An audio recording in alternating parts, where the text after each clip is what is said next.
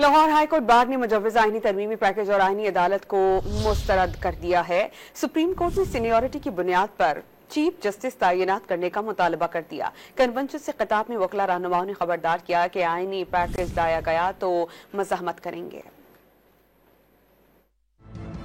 لاہور میں high court bar کے وکلا کی جانب سے کنونشن کا انعقاد کیا گیا۔ کنونشن کے اختتام پر جاری اعلامیے میں ٹوک کہا گیا کہ وکلا نام نہاد آئینی پیکج کو سختی سے مسترد کرتے ہیں۔ سپریم کورٹ میں سینیارٹی کی بنیاد پر چیف جسٹس تعینات کیا جائے۔ اعلامیے میں مطالبہ کیا گیا کہ جسٹس سید منصور علی شاہ کو چیف جسٹس تعیناتی کا نوٹیفیکیشن جاری کیا جائے۔ اس سے قبل خطاب میں بیرسٹر علی ظفر نے واضح کیا کہ وہ آئینی پیکج لانے کی اجازت نہیں دیں گے۔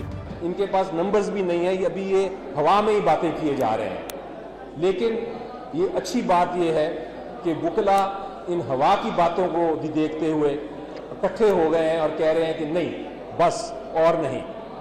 اور یہی میرا میسج ہوگا آپ کو، منطق سے، دلائل سے اپنی سوسائٹی کو اپنے ساتھ کریں، ان کو بتائیں کہ یہ کتنا بڑا نقصان ہونے جا رہا ہے اور اس نقصان کو ہم کبھی کسی صورت میں منظور نہیں کریں گے۔ سینئر وکیل حامد خان نے آئینی پیکج کو حکومت کی بدنیتی قرار دیا۔ یہ جو کانسٹیٹیوشنل پیکج کے نام پر اس موجودہ حکومت نے عدلیہ پر شک مارنے کی کوشش کی ہے، ہم اس کی پرزور مذمت کرتے ہیں۔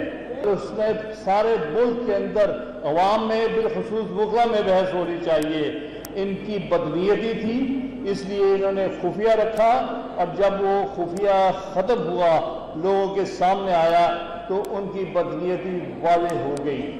بیرسٹر سلمان اکرم راجہ نے خطاب میں کہا کہ ترامیم کے خلاف وکلا کو اٹھ کھڑا ہونا ہوگا۔ کنونشن سے سینئر وکلا علی احمد کرد، اشتیاق خان، سابق اٹارنی جنرل انور منصور سمیت دیگر نے بھی خطاب کیا۔